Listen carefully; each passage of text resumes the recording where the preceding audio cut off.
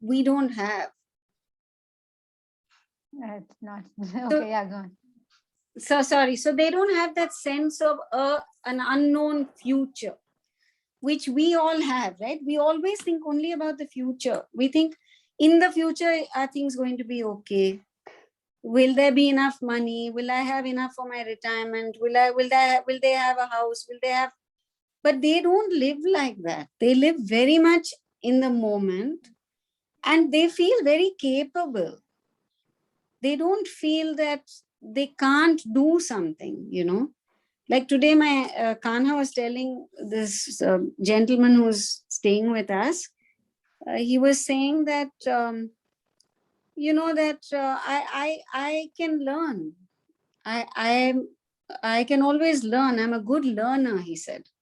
So that sense that you can learn and you can learn anything as and when you need to learn, I think that's a survival skill, really. Yeah. I mean, yeah. Now, if there's a software engineer and he just knows that and does only that, and the next day he loses job, he doesn't know to do anything. Like he does. Yeah, like someone has to give him a job. Like they cannot survive on their own. But survival skills are the most important thing, I guess, in life. And to my last. Sorry. No, go ahead. Go on. No, I would just wanted to say so. And if you can learn, then you can learn anything at any time. Foundational thing. If you know how to learn, I mean, that's the only thing you need to know, I guess. Yeah.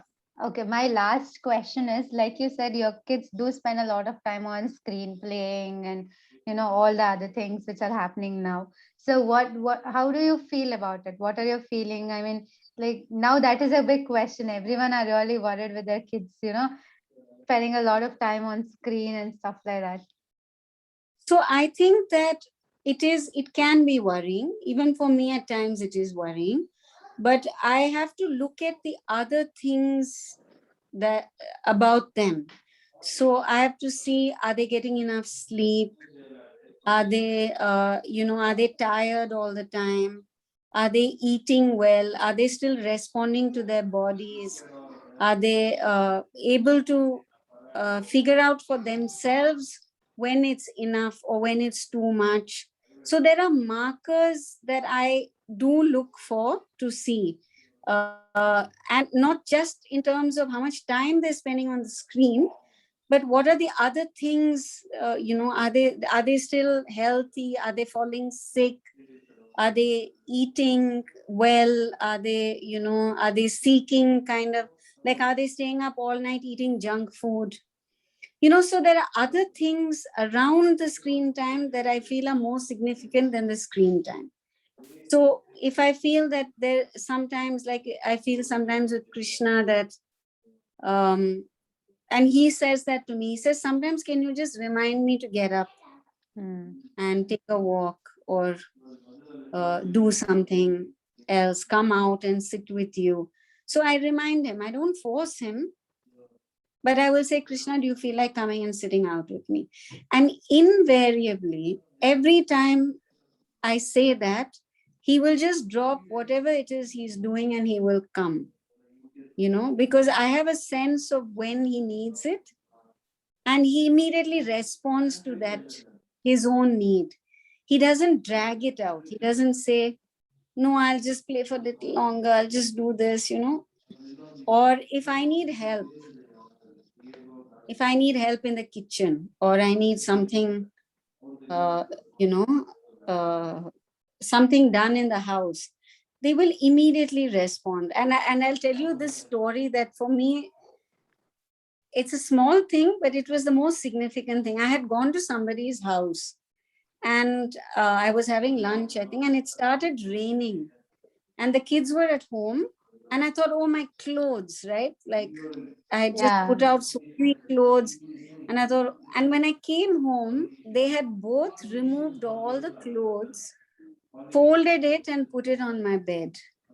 So I thought, like they were so involved in their Minecraft, but yet they knew that it's raining. And if my mother was here, she would have rushed to bring the clothes in. and they've gone and they brought the clothes, and this happened many times. So those are the things that I look for, rather than how much time they're spending on the screen. Are they still responding to life? Are they still aware of things around them? Are they still engaging with real, like, life activities that we need to do, like cook and clean and put things away? So those are the things for me that are more indicative than the actual time they spend on the screen. So you said your older son, he comes and asks you to, stop him. So now, Khana, do you like go and tell him, like, maybe if you find these markers not up to the mark, if you find he's, With not Kanha, I never feel that, because he's very auto-tuned. okay. He's tuned into himself. He knows when he needs to exercise. He knows when he needs to sleep. He's very self-regulating. So I don't face that with him at all. Sometimes he will ask me to wake him up in the morning, or he'll say, can I exercise with you? Can we do it together? But other than that, he doesn't, he's very, very aware of himself. So he knows when he's tired. He knows when he's had enough. He knows when he wants to go on.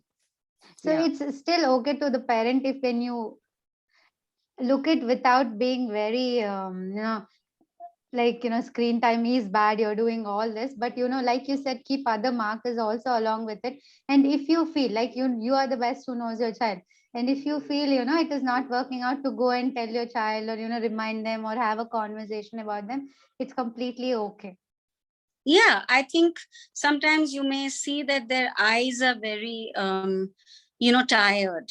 So you will them and you'll say, to me, it looks like you're very tired.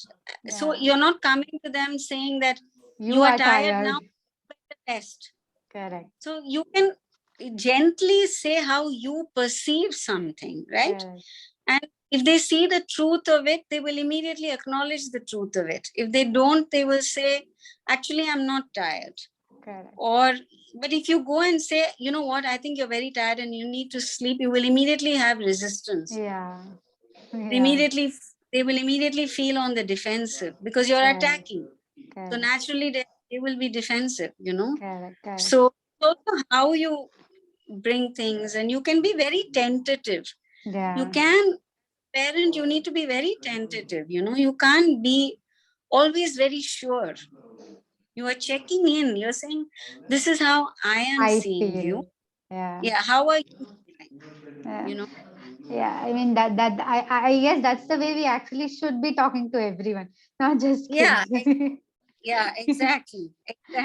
Yeah, because even when you go tell your spouse that you're not spending time with me, obviously they are going to react in a they're not going to crit. Yeah, I like the way you speak.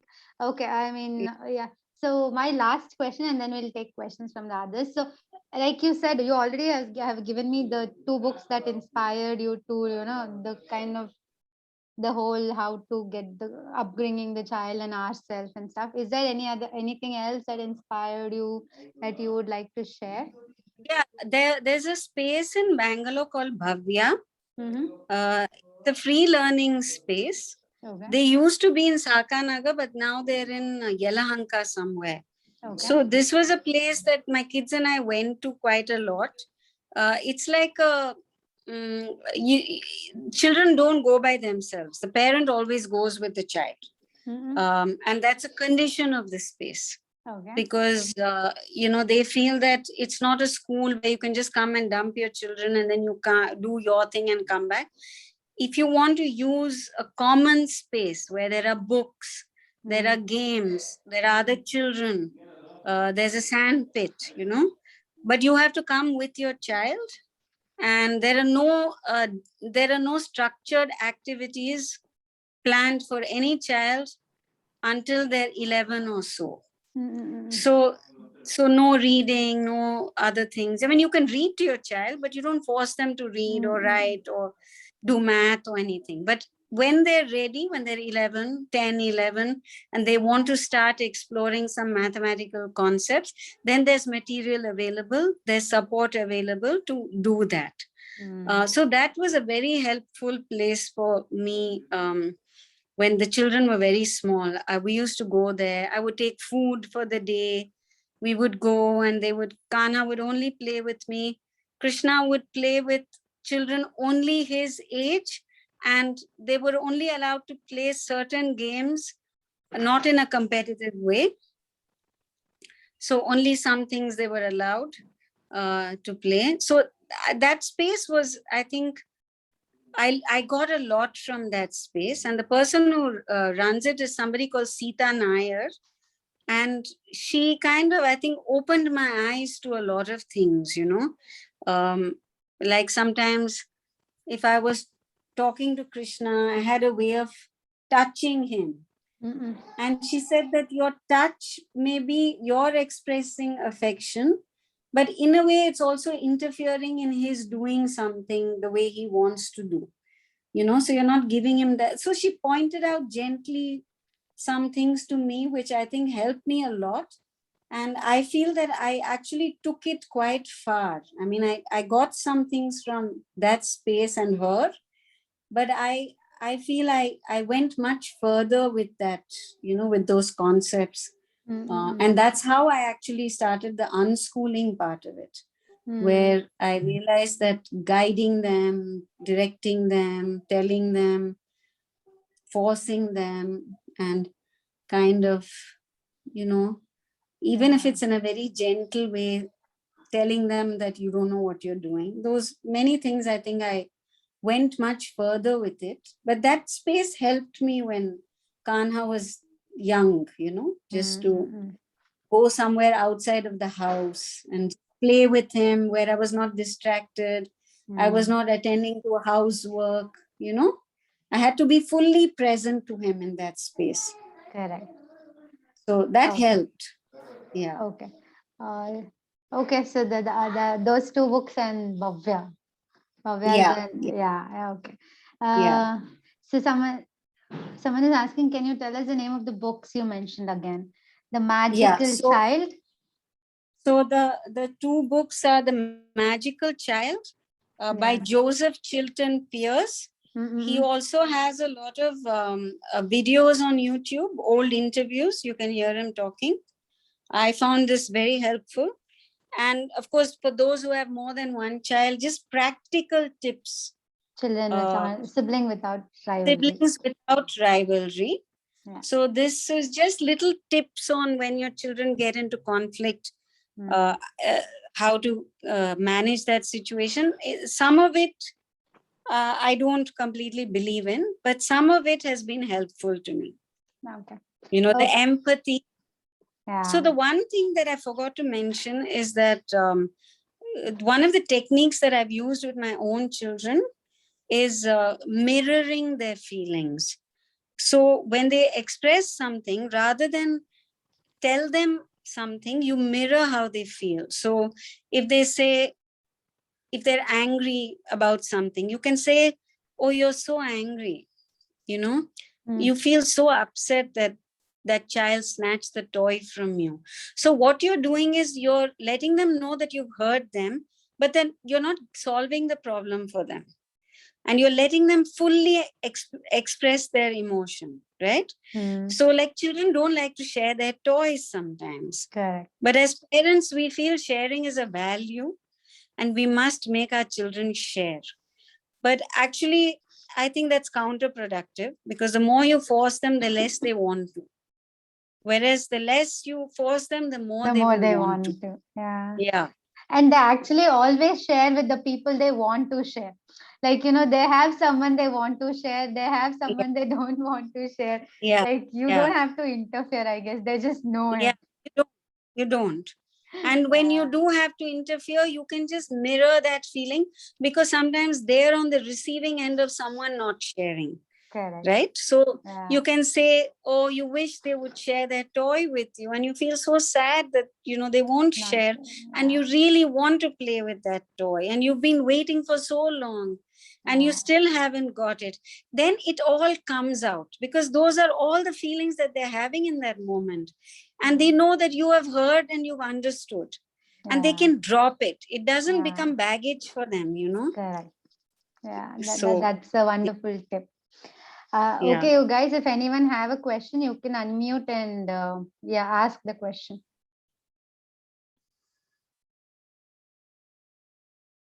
There's one question which I'll just ask this question. What are your kids' passion now? How about their careers as such? So Krishna is still very passionate about filmmaking, and he does a lot of 3D modeling. His passion started with Lego, so he's very creative with Lego. My children never used the instruction; they just made whatever they wanted with the Lego blocks. And I think they've spent 10 years of their lives just playing with Lego and nothing else. But it's, I think, given them this spatial kind of awareness, lot of dexterity with their fingers, and the sense of creating things. So he's taken that now into the abstract, and he still models with physical things. He makes masks, he'll make little figures out of clay, and he uses them in his animation. And he's very clear that that's what he wants to do. He wants to tell stories, he wants to make films, and that's where his future lies. That's where his passion is. I think Kanha is not really fixed on any one thing. He loves sports. He's a very good actor. So at some point, I think he will pursue acting, because he loved it when he was doing it. And I think movement, dance, music, all those things are things that he's passionate about. But I think he's most passionate about playing Minecraft at the moment. That's really his Passion. life. Yeah, but he loves math, and he's a very hard worker. So no matter what he's doing, he will drop it. He will never forget to attend his class. He will always be in time, and he will do his work properly. If he has any doubts, he will never go ahead. He will say, I'm not sure of this, I want to do this again. And he will do it till he gets it. So he loves math, and I think, and Minecraft at the moment. Okay, that's very well said. Okay, guys, so anyone else have any questions?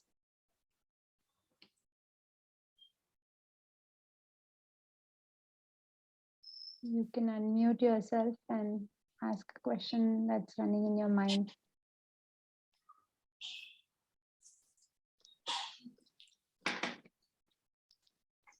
Looks like we've asked all the questions everyone had in their mind.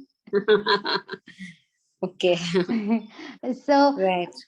like, when they were younger or now also, were you a part of any community, unschooling, homeschooling community and things? Because I No, in the didn't find last you any year, community. no, last few years we've been going to this SAM, which is the gathering, homeschoolers gathering, which is held in different parts of the country. So we've attended a few of it, and my children love it because they get to play with other children. Sometimes there are 100 children, so they just on their own, and they're playing, and they're running about, and they're doing all kinds of exciting things for 3 days, and they love that.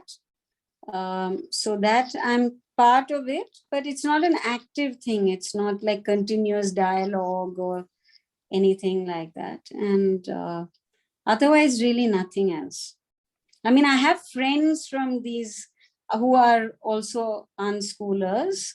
So we talk and we chat, or we share things sometimes, but in a very informal way. There's no group or anything like that. Okay. I'm very bad at those things. I'm very bad at groups, and so. Okay. So anyone else have anything else to ask?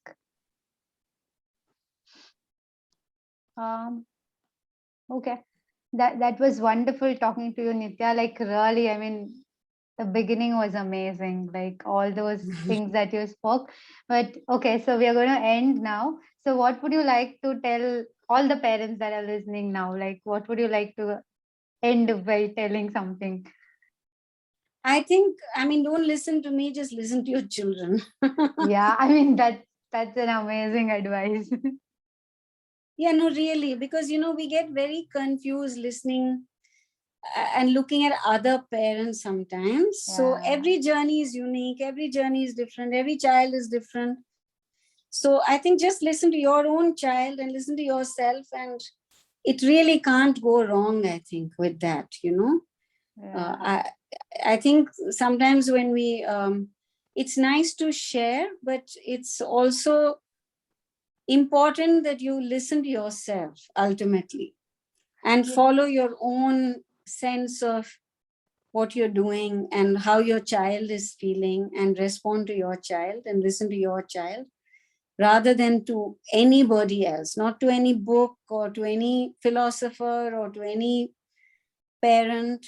I think that has helped me, because initially sometimes I would get very confused, I would yeah, be scattered.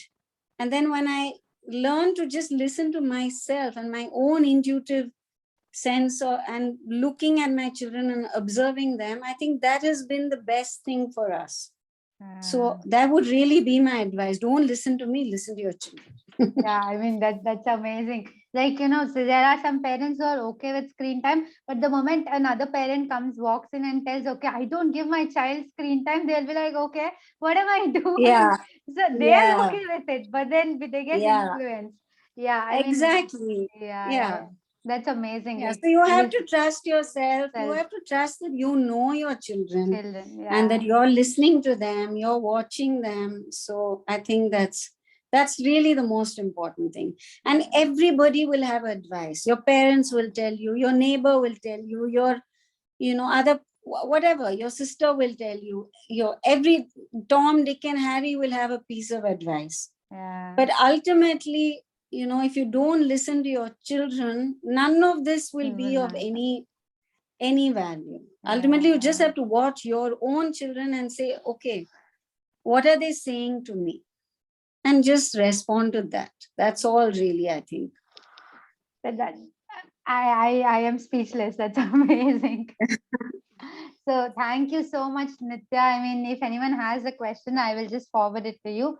But it was Sure. wonderful and amazing talking to you, and all the best for you and your family. And yeah, Thank thank you you so so much. much. Thank you for having me, and thank you to all of you who were there today. And I look forward to meeting you sometime. Yeah, sure. We stay quite close Yeah. by. Yeah, sure. Yeah, And thank of you course, so. please feel free to reach out, Yeah, any of you, if you want any, not advice, I won't yeah, give advice, but sometimes we face tricky situations. And, yeah, if I have faced a similar situation, I'm quite happy to share how that resolved for us.